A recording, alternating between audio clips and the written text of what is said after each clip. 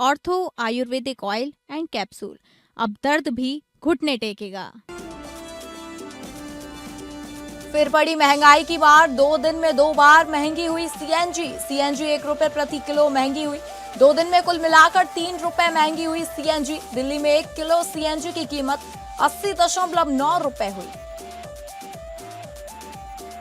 जनसंख्या बढ़ाने के लिए कैश ऑफर, आंध्र प्रदेश के मुख्यमंत्री चंद्रबाबू नायडू का बड़ा ऐलान। आंध्र प्रदेश में तीसरा बच्चा होने पर मिलेंगे 30,000, चौथे बच्चे पर 40,000 रुपए। नायडू ने कहा, आंध्र प्रदेश में बच्चे पैदा करने की दर लगातार गिर रही, जिसका अर्थव्यवस्था पर बुरा असर पड़ रहा। राजधानी एक्सप्रेस में लगी भीषण आग, मध्य प्रदेश के रतलाम में निजामुद्दीन से त्रिवेंद्रम जा रही राजधानी एक्सप्रेस में लगी आग। त्रिवेंद्रम हजरत निजामुद्दीन राजधानी एक्सप्रेस के B1 AC कोच में लगी आग, सभी यात्री सुरक्षित, बड़ा हादसा होने से टला।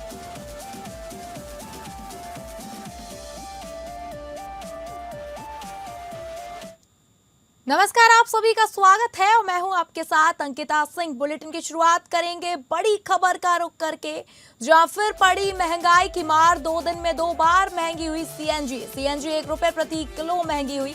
2 दिन में कुल मिलाकर 3 रुपए महंगी हुई सीएनजी। दिल्ली में 1 किलो सीएनजी की कीमत 80.9 रुपए हुई है। दिल्ली एनसीआर में रहने वाले को एक बार फिर महंगाई का झटका लगा है। दिल्ली एनसीआर में सीएनजी के दामों में एक बार फिर बढ़ोतरी की गई है। सीएनजी 1 रुपए प्रति किलो महंगी हो गई है। इससे पहले गैस कंपनियों ने 2 रुपए की बढ़ोतरी की थी, यानी कुल मिलाकर 3 दिनों के भीतर सीएनजी 3 रुपए महंगी हो गई है। दिल्ली में 1 किलो सीएनजी की कीमत 80.9 रुपए हो गई है। वहीं गाजियाबाद में 1 किलो सीएनजी की कीमत अब 88.70 रुपए है। देश की आर्थिक राजधानी मुंबई में सीएनजी 84 रुपए प्रति किलोग्राम है।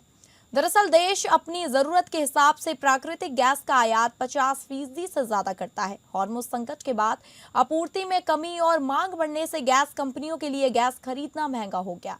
कंपनियों का कहना है कि अगर अब कीमतें नहीं बढ़ाई गई तो कंपनियों को भारी नुकसान झेलना पड़ेगा। इसलिए लागत का बोझ अब ग्राहकों पर डालना ही एकमात्र विकल्प है। दिल्ली एनसीआर में आईजीएल और महाराष्ट्र में एमजीएल सीएनजी पीएनजी गैस की सप्लाई करती है। हालांकि आम जनता की रसोई तक पाइप से मुहैया कराई जाने वाली प्राकृतिक गैस यानी पीएनजी और घरेलू खाना पकाने वाली एलपीजी गैस सिलेंडर दोनों की कीमतों में अभी कोई बदलाव नहीं हुआ है। तो आपको बता दें, सीएनजी की गैस के दाम बढ़ चुके हैं। आपको बता दें कि दिल्ली में 1 किलो सीएनजी की कीमत 80.9 रुपए हो गई है। वहीं गाजियाबाद में 1 किलो सीएनजी की कीमत अब 88.70 रुपए है। देश की आर्थिक राजधानी मुंबई में सीएनजी 84 रुपए प्रति किलोग्राम है। देश की अपनी जरूरत के हिसाब से प्राकृतिक गैस का आयात 50% से ज्यादा करता है।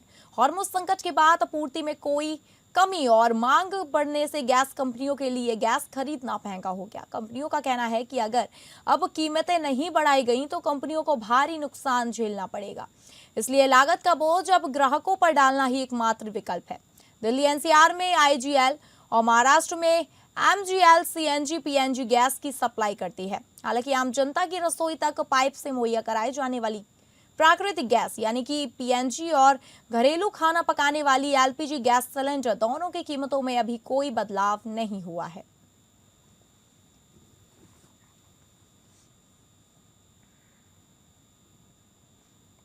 और अगली बड़ी खबर का रुख करेंगे, जहां राजधानी एक्सप्रेस में लगी भीषण आग। निजामुद्दीन से त्रिवेंद्रम जा रही राजधानी एक्सप्रेस में लगी आग। त्रिवेंद्रम हजरत निजामुद्दीन राजधानी एक्सप्रेस के B1 AC कोच में लगी आग, सभी यात्री सुरक्षित, बड़ा हादसा होने से टला।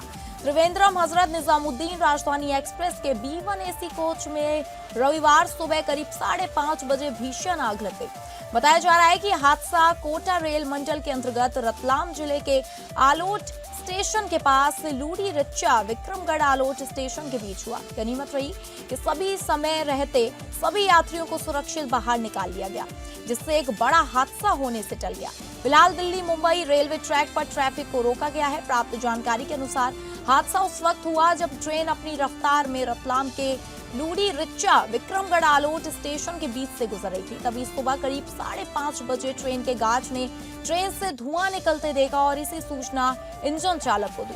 इसके तुरंत बाद ट्रेन को आपातकालीन स्थिति में ट्रैक पर रोका गया और आरपीएफ स्टाफ ने मोर्चा संभालते हुए महज 15 मिनट के अंदर सभी पैसेंजर्स की डीबोल्टिंग पूरी कराई। अधिकारियों ने बताया कि जिस कोच में आग लगी थी उसमें 68 यात्री सवार थे। ट्रेन में मौजूद स्टाफ और आरपीएफ की सतर्कता के साथ सभी यात्री सुरक्षित हैं। साथ ही रेलवे ने प्रभावित कोच को ट्रेन से अलग डिटैच कर दिया। वहीं आग लगने की खबर मिलते ही कोटा रेल मंडल से राहत बचाव और टेक्निकल टीमें तुरंत घटनास्थल के लिए रवाना हुई। एहतियात के तौर पर ट्रेन का बिजली कनेक्शन काट दिया गया और सीनियर अधिकारी मौके पर जांच कर रहे हैं। इस दुर्घटना के कारण दिल्ली मुंबई रेलवे ट्रैक पर ट्रैफिक पूरी तरह रोक दिया गया है, जिससे पिछले 2 घंटे से इस रूट पर रेल परिचालन बाधित है।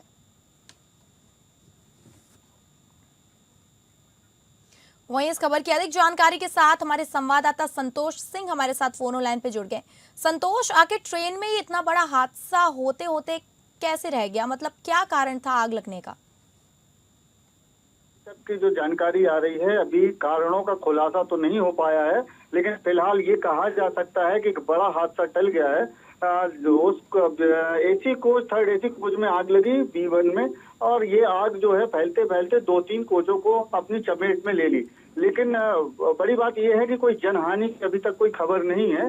फिलहाल जो यात्रियों का सामान की खबर है कि सामान यात्रियों का जल गया है, क्योंकि जस्ट कोच के पीछे वाला जो कोच था तो लगेज कोच था, तो उसमें भी काफी सामान रखा हुआ था, तो ये जलने की खबर है। फिलहाल किसी जनहानि की खबर नहीं है अंता, और आग को काबू में पा लिया गया है और फिलहाल कोच को अलग कर दिया गया है। जो कोच जल गए हैं और फिलहाल ट्रेन को कोच के लिए 9 बजे रवाना कर दिया गया। अंकिता, ठीक है संतोष, आपका धन्यवाद जानकारी देने के लिए। तो आपको बता दें, एक बहुत बड़ा हादसा होते होते टल गया। वहीं आग बुझाने का कार्य जारी है और सभी यात्रियों को सुरक्षित बाहर निकाल लिया गया।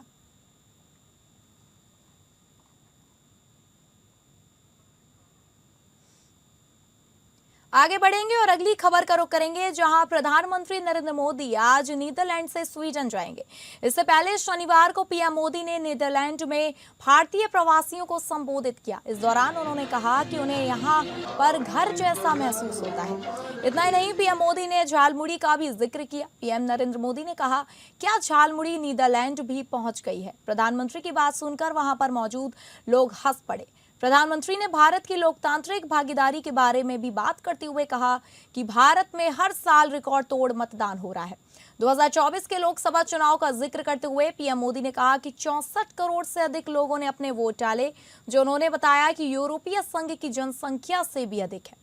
पीएम मोदी ने कहा, आज 16 मई है और यह दिन और एक और वजह से बहुत विशेष है। आज से 12 साल पहले 16 मई 2014 के कुछ खास हुआ था। 2014 में आज ही के दिन लोकसभा चुनाव के नतीजे आए थे। दशकों बाद भारत में स्थिर और पूर्ण बहुमत वाली सरकार का बनना पक्का हुआ था। एक वो दिन था और आज का दिन है। कोटि कोटि भारतवासियों का विश्वास मुझे ना रुकने देता है और ना थकने देता है। मोदी ने कहा कि आज मानवता के सामने अनेक बड़ी चुनौतियां हैं। पहले कोरोना, फिर युद्ध और अब ऊर्जा संकट से जूझ रही है। ये दशक दुनिया के लिए आपदाओं का दशक बन गया है। अगर हालात नहीं बदले तो बीते अनेक दशकों के काम पर पानी फिर जाएगा। दुनिया की बड़ी आबादी गरीबी के दलदल में फंस जाएगी।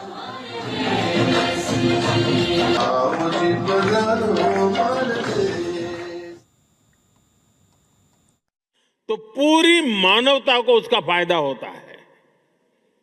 लेकिन आज मानवता के सामने अनेक बड़ी चुनौतियां भी है। आज की दुनिया किस तरह नई नई चुनौतियों से जूझ रही है।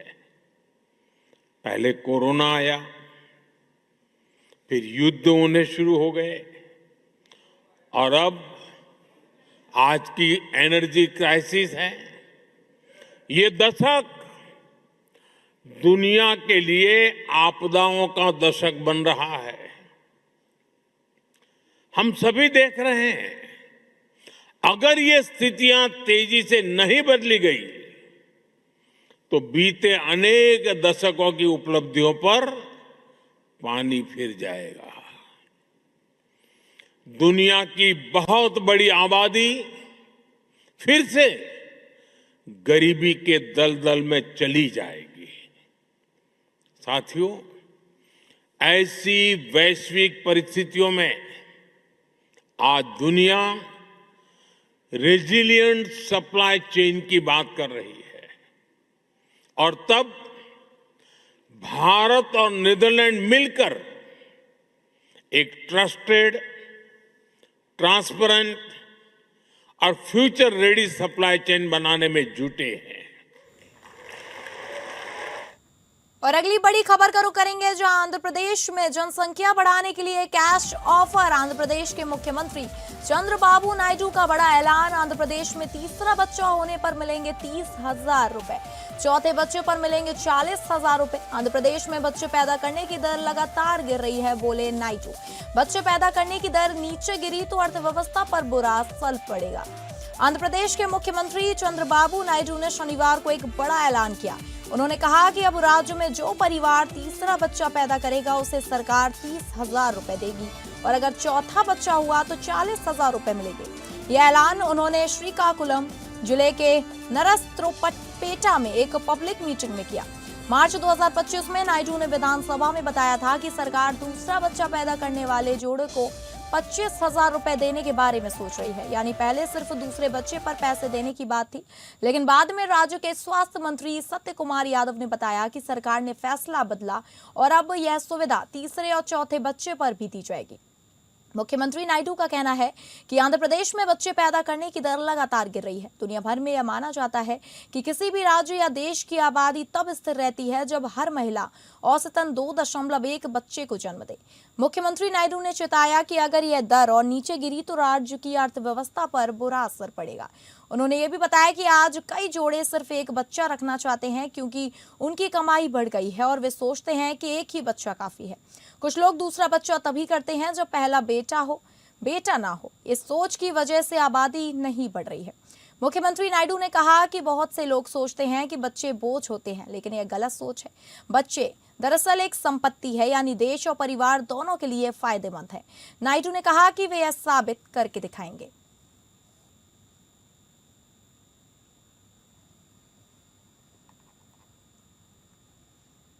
अगली खबर का रुख करेंगे जहां सीबीआई ने नीट यूजी 2026 पेपर लीक मामले में पुणे के एक और टीचर को दिल्ली से गिरफ्तार किया है। आरोपी की पहचान senior botany teacher Manisha Gurunath Mandrem के रूप में की गई है। आरोप है कि उसने परीक्षा से पहले छात्रों को बॉटनी और जूलॉजी के कई सवाल बताए थे। छात्रों को बताए गए कि अधिकांश सवाल 3 मई 2026 को आयोजित नीट परीक्षा के असली प्रश्न पत्र में थे। सीबीआई के मुताबिक मनीषा गुरुनाथ को एनटीए ने नीट परीक्षा में एक्सपर्ट के तौर पर नियुक्त किया था। उसके पास बॉटनी और जूलॉजी के प्रश्न पत्रों तक पूरी पहुंच थी। जांच एजेंसी के अनुसार अप्रैल 2026 में आरोपी टीचर ने पुणे की ही रहने वाली मनीषा वाघमरे के जरिए नीट अभ्यर्थियों को जुटाया। मनीषा वाघमरे को सीबीआई पहले ही 14 मई को गिरफ्तार कर चुकी है। सीबीआई का दावा है कि वाघमरे ने अपने पुणे स्थित घर पर स्पेशल कोचिंग क्लास चलाई। इन क्लास में उन्होंने बॉटनी और जूलॉजी के कई सवाल छात्रों को समझाए, नोटबुक में लिखवाए और किताबों में मार्क करवाए। सीबीआई ने अब तक इस मामले में दिल्ली, जयपुर, गुरुग्राम, नासिक, पुणे और अहिल्यानगर से 9 आरोपियों को गिरफ्तार किया है। इनमें से 5 आरोपियों को कोर्ट में पेश कर 7 दिन की पुलिस रिमांड पर ले लिया गया है। वहीं गुरुवार को गिरफ्तार 2 अन्य आरोपियों को पुणे कोर्ट से ट्रांजिट रिमांड पर दिल्ली लाया गया है। उन्हें दिल्ली की अदालत में पेश किया जा रहा है। पिछले 24 घंटे में सीबीआई ने देश भर में 6 स्थानों पर छापेमारी की। कार्रवाई में कई अहम दस्तावेज, लैपटॉप, बैंक स्टेटमेंट और मोबाइल जब्त किए गए हैं। एजेंसी अब इनकी फॉरेंसिक और डिजिटल जांच कर रही है। अगली खबर का रुख करेंगे जहां अंतर्राष्ट्रीय क्रिकेट स्टेडियम प्रथम चरण के भूमि पूजन और शिलान्यास कार्यक्रम में मुख्यमंत्री योगी आदित्यनाथ ने जनता को संबोधित किया। सीएम योगी ने कहा, जो लोग जाति, भाषा और क्षेत्र के नाम पर समाज को बांटते हैं वे आपके हितैषी नहीं हो सकते। याद रखिए, जब भी ऐसे लोगों को सत्ता मिली है उन्होंने उसका दुरुपयोग कर अपने परिवार के लिए किया है, जनता के हित के लिए नहीं। उन्होंने आगे कहा, वे लोग लगातार सत्ता का इस्तेमाल गुंडागर्दी, अराजकता और अव्यवस्था फैलाने के लिए करते रहे, जबकि डबल इंजन की सरकार आमजन के कल्याण और रोजगार सृजन के लिए निरंतर काम कर रही है। लोग जाति के नाम पर बांटते हैं, क्षेत्र के नाम पर बांटते हैं, भाषा के नाम पर बांटते हैं, आपके हितैषी नहीं है। ये आपके हितैषी नहीं हो सकते। करना जब भी इनके पास सत्ता आई है, इन लोगों ने उस सत्ता का दुरुपयोग अपने परिवार के लिए किया है, आपके लिए नहीं किया है, आपके हित के लिए नहीं किया है। वे लगातार सत्ता का दुरुपयोग अपने परिवार के लिए, भ्रष्टाचार के लिए, अराजकता के लिए, अव्यवस्था के लिए, गुंडागिर्दी के लिए करते रहे हैं। लेकिन ये डबल इंजन की सरकार आम जन के कल्याण के लिए, विकास की परियोजनाओं के, रोजगार के सृजन के लिए आगे बढ़ाने का कार्य कर रही है। अगली खबर का रुख करेंगे, जहां मध्य प्रदेश के धार स्थित ऐतिहासिक भोजशाला परिसर में हिंदू पक्ष को नियमित पूजा का अधिकार मिल गया है। हाईकोर्ट ने एएसआई सर्वेक्षण रिपोर्ट के आधार पर फैसला सुनाया है कि भोजशाला पूरी तरह से मां वाग्देवी या सरस्वती का मंदिर है। यहां बिना किसी रोक टोक के अनवरत पूजा की जाएगी। इसके बाद पूजा अर्चना शुरू हो गई है। भोजशाला पर मध्य प्रदेश हाईकोर्ट के फैसले के बाद सूबे के मुख्यमंत्री मोहन यादव ने खुलकर अपनी बात रखी। उन्होंने कोर्ट के फैसले का स्वागत किया। वहीं राज्य सरकार ने संकेत दे दिया है कि वह पूरे धार क्षेत्र को अयोध्या मॉडल पर विकसित करने की तैयारी में है। उनका साफ कहना है कि इसे अयोध्या की तर्ज पर विकसित किया जाएगा। सीएम ने कोर्ट के उस निर्देश का भी स्वागत किया है जिसमें मां वाग्देवी की प्रतिमा को ब्रिटेन यानी कि यूके से वापस भारत लाने के मुद्दे पर केंद्र सरकार से विचार करने को कहा गया है। सीएम ने कहा कि इस दिशा में वह भी आवश्यक प्रयास करेगी। सीएम यादव ने कहा कि भारतीय संस्कृति हमेशा सर्वधर्म समभाव, सामाजिक समरसता और भाईचारे की भावना को बढ़ावा देती रही है। राज्य सरकार न्यायालय के फैसले का पूरा सम्मान करती है और प्रदेश में सौहार्द, सांस्कृतिक गौरव तथा सामाजिक सद्भाव बनाए रखने के लिए प्रतिबद्ध है। साथ ही सीएम ने कहा कि हाईकोर्ट के फैसले के प्रभावी क्रियान्वयन के लिए आवश्यक व्यवस्थाओं में राज्य सरकार पूरा सहयोग देगी। न्यायालय द्वारा वर्षों पुराना भोजशाला प्रकरण का जो निर्णय दिया है, मैं माननीय न्यायालय के माध्यम से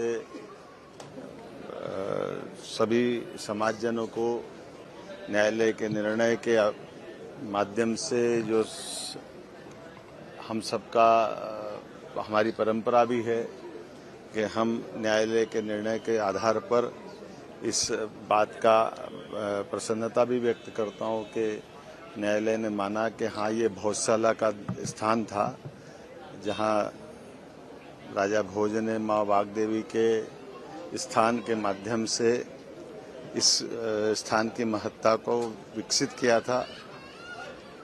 मैं अपनी ओर से इस निर्णय का स्वागत करता हूँ, अभिनंदन करता हूँ, मध्य प्रदेश वासियों को बधाई भी देता हूँ। अगली खबर का रुख करेंगे जो झारखंड से है, जहां झारखंड हाईकोर्ट ने हिरासत में होने वाली मौतों की जांच को लेकर ऐतिहासिक फैसला सुनाते हुए राज्य सरकार की कार्यप्रणाली पर कड़ी टिप्पणी की है। अदालत ने स्पष्ट कहा कि कस्टोडियल डेथ यानी हिरासत में मौत के मामले की जांच केवल न्यायिक मजिस्ट्रेट द्वारा कराई जा सकती है। कार्यपालक मजिस्ट्रेट द्वारा कराई गई जांच कानून के अनुरूप नहीं मानी जाएगी। मुख्य न्यायाधीश एमएस सोनक और न्यायमूर्ति राजेश शंकर की खंडपीठ ने जनहित याचिका पर सुनवाई करते हुए यह फैसला दिया। याचिकाकर्ता मुमताज अंसारी की ओर से अधिवक्ता मोहम्मद शादाब अंसारी ने पक्ष रखा। अदालत को राज्य सरकार की ओर से दाखिल पूरक हलफनामे में 427 कस्टोडियल डेथ की जानकारी दी गई थी, जिनमें 225 मामलों में न्यायिक जांच और 262 मामलों में कार्यपालक दंडाधिकारी जांच द्वारा जांच का उल्लेख किया था। इसी पर अदालत ने गंभीर सवाल उठाए हैं। अदालत ने अपने फैसले में कहा कि दंड प्रक्रिया संहिता की धारा 176 उपधारा 1A और भारतीय नागरिक सुरक्षा संहिता की धारा 196(2) के तहत जांच का अधिकार केवल न्यायिक दंडाधिकारी को है। अदालत ने कहा कि संसद ने 2005 में संशोधन कर यह जिम्मेदारी कार्यपालिका से हटाकर न्यायपालिका को इसलिए सौंपी थी ताकि निष्पक्ष जांच सुनिश्चित हो सके। साथ ही सुप्रीम कोर्ट के ऐतिहासिक फैसलों का हवाला देते हुए हाई कोर्ट ने कहा कि हिरासत में किसी व्यक्ति की मौत संविधान के अनुच्छेद 21 के उल्लंघन का गंभीर मामला है और इसमें राज्य की जवाबदेही तय होना आवश्यक है।